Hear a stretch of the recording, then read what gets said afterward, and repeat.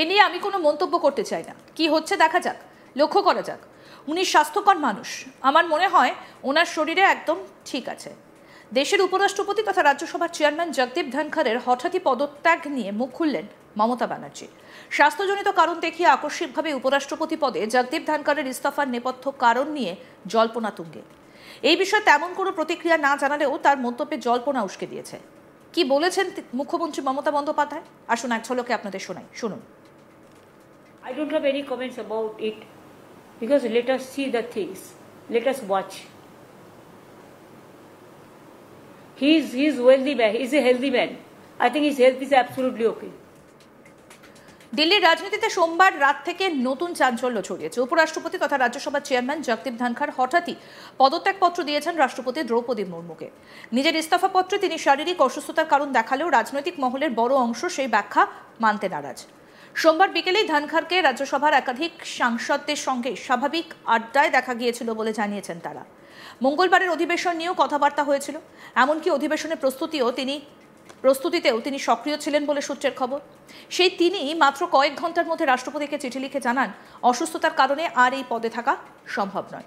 মুখ্যমন্ত্রী মমতা ব্যানার্জি এই বিষয়ে সরাসরি মন্তব্য করেননি, তবে নবান্নের সাংবাদিক বৈঠকে ধনখড়ের ইস্তফা নিয়ে প্রশ্ন করা হলে তিনি বলেন, he is healthy man, his health is absolutely fine. অর্থাৎ এ নিয়ে আমি কোনো মন্তব্য করতে চাই না। কি হচ্ছে দেখা যাক, লক্ষ্য করা যাক। উনি স্বাস্থ্যকর মানুষ, আমার মনে হয় ওনার শরীর একদম ঠিক আছে। কি বললেন মুখ্যমন্ত্রী, আসুন আরেকবার শুনি। I don't have any comments about it because let us see the things. Let us watch. He's wealthy man. He's a healthy man. I think his health is absolutely okay.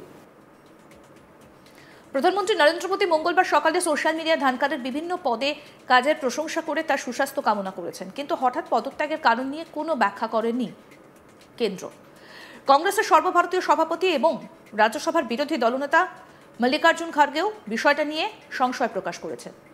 কি কারণ তা একমাত্র ধনখড়ই জানেন, অথবা সরকার জানে। এই পরিস্থিতিতে দিল্লির রাজনৈতিক অলিন্দে প্রশ্ন ঘুরছে, শুধুই কি অসুস্থতার কারণেই ধনখড় পদ ছাড়লেন, নাকি এর পেছনে লুকিয়ে আছে আরও বড় কোনো রাজনৈতিক সমীকরণ। 2022 সালের 11ই আগস্ট দেশের 14তম উপরাষ্ট্রপতি হয়েছিলেন জগদীপ ধনখড়। 2027 সাল পর্যন্ত উপরাষ্ট্রপতি হিসেবে মেয়াদ ছিল তার, কিন্তু 2 বছর বাকি থাকতেই সেই পদে ইস্তফা দিলেন তিনি।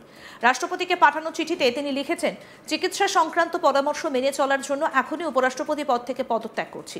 দ্বিধাহীনভাবে সমর্থন এবং দারুণ সম্পর্ক বজায় রাখার জন্য আমি মহামান্য রাষ্ট্রপতির কাছে গভীর কৃতজ্ঞতা প্রকাশ করছি। মাননীয় প্রধানমন্ত্রী এবং মন্ত্রীদের প্রতিও গভীর কৃতজ্ঞতা প্রকাশ করছি।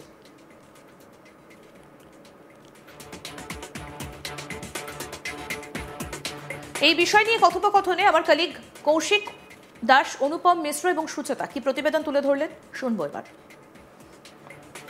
দেখো, বিরোধীরা তার বিরুদ্ধে মানে ভারতবর্ষ স্বাধীনতা হওয়ার পর এই প্রথম কোনো একজন উপরাষ্ট্রপতি যিনি চেয়ারম্যান রাজ্যসভার তার বিরুদ্ধে তার অপসারণ চাইল এবং হাউসকে আরএসএস মনোভাব প্রভাবিত করার অভিযোগ এনেছিল বিরোধীরা।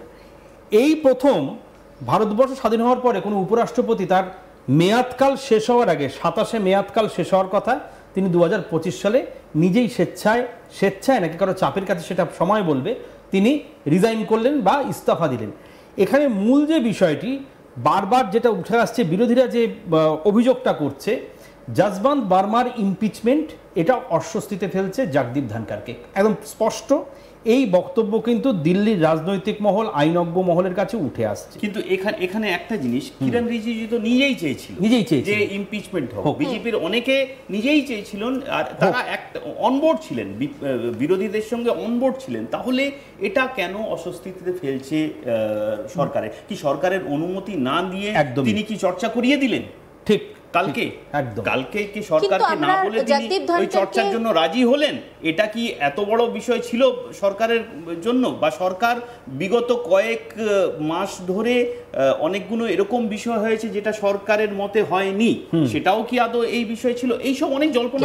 জগদীপ ধনখড়কে আমরা যেভাবে দেখেছি, আমরা সবসময় দেখেছি উনি সরকারকে সাপোর্ট করে কথা বলেছেন বা সরকারের মতামত নিয়ে কথা বলেছেন, এই বিষয়টা কিন্তু আমরা সবসময় দেখে এসেছি। তাহলে হঠাৎ করে তিনি সরকারের এগেইনস্ট থেকে নিজের কোনো মতামত দিয়ে দেবেন কোনো আলোচনা ছাড়াই? এটাই প্রশ্ন এখন উঠছে।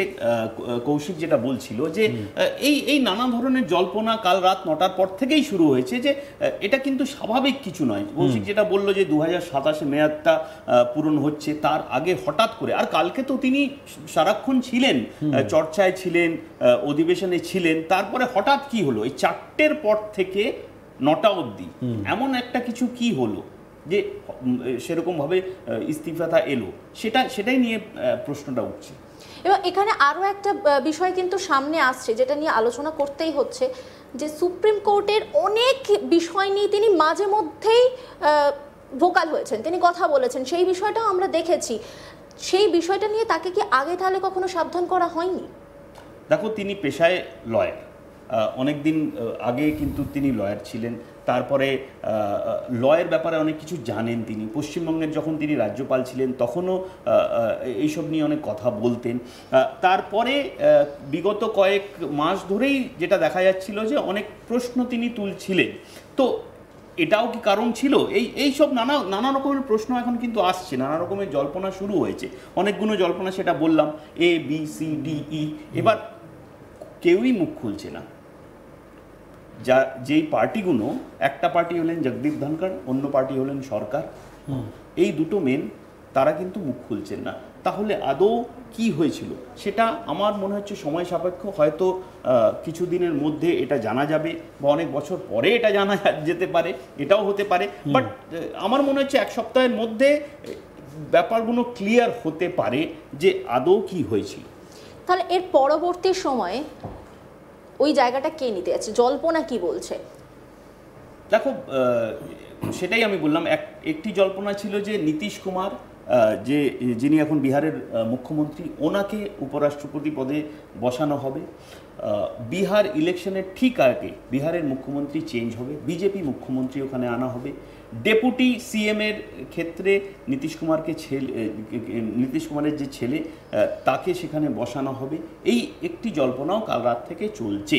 কিন্তু এই ক্ষেত্রে বিহারেরও কোনো মন্ত্রী বা JDU-র কোনো মিনিস্টার বা নীতিশ কুমারের কোনো বক্তব্য আমরা এখন অবধি পাইনি। দ্বিতীয় সম্ভাবনা হচ্ছে কাকে করা হবে, সেটা হরিবংশজি এখন রয়েছেন, ওনাকে করা যেতে পারে। সেটা কিন্তু এরপরে নোটিফিকেশন ইস্যু হবে, তারপরে ইলেকশন হবে, এই সব প্রসেসটা হবে। তো এই 2-3টে নাম এখন অবধি আমাদের কাছে আছে। এখনও বোঝা মুশকিল বিজেপি কাকে প্রপোজ করে, তো সেই ক্ষেত্রে দেখতে হবে কি হচ্ছে।